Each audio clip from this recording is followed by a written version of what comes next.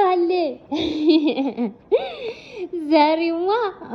ዛሬማ የዳኒና የእፍዬ መደበሪያ ሆንክ አቤል።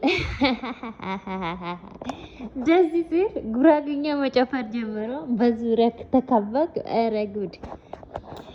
ኧረ ወይኔ!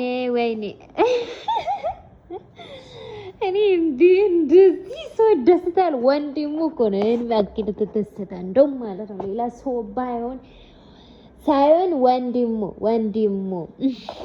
የምሬ አንተ ግፈኛ ነህ። የምር እንደዚህ ቃልደኛ ነህ እንዴ? የምር በጣም ጨፈርኩ አይደል? ባይኔ በጣም ደስተኛ ነኝ። አሁን እስከምትገኝ ድረስ በጣም ደስተኛ ነኝ። እንደውም አትገኝ ኢንሻአላህ በፈጣሪ አትገኝ። እዛም ቅርቅር ትበል። እሷ እኮ የሄደችው ባሏ ጋር ነው። ከልጅ አባት ነው የሄደችው። ዝም ብላችሁ ትፈልጋላችሁ። ወይኔ ዛሬ አብርሽ ግን እንዴት እየሆንክ ነው? እሷ የሄደችው ከባሏ ጋር፣ እናንተ የምትፈልጉት ሌላ ቦታ። አይደብራችሁም እንዴ እናንተ?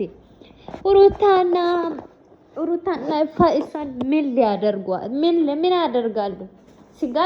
ስጋ ይባል እሷ እንዴ? ስጋ ይባላል። ምንድነው? ምን አረጋሉ እንዴ እናንተ? አይደብራችሁም እንዴ? ኧረ ዳኒና እፋ ግን ዛሬ ጨፈራችሁ። የማክል ወፍራም ሙዱላ ትይዛላችሁ እንዴ? ኧረ ቀለለ ጎንዴ የእናንተ እስከፈ ደግሞ ባዚ ደስታችሁ ደስታዬ ነውና፣ ኧረ እንደዚህ እንደውም ማለት ነው በሷ መጥፋት እናንተንም ይሄን የሚያክል የሚያስደስት ከሆነ እኔ ራሴ ፋሚሊ ነኝ፣ በጣም ደስተኛ ነኝ። እና የሩታ ፋሚሊ እያንዳንድሽ ማለት ነው ወገብሽን አስረሽ መጨፈር ጀምረ እንዴ! አሁን ይሄ ሁላ ቀን ሲያለቅስ ሲደበር ሲበሳጭ ብዙ ነገር ሲያስብ እናንተ ፈታክላላችሁ። ምንም ሀሳብ የሌላችሁ ጠላታችሁ ታወግታለች አይደል? ኧረ ጉድ! ጸሎታችሁ ይደርሳል። የሚያክል ከተደበራችሁማ ትምጣ። ኧረ ትምጣ እንዴ!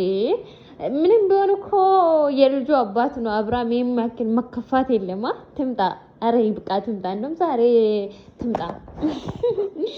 ኧረ ትምጪ ገሃነም እንጂ ነው የሚልሽ። አትምጪ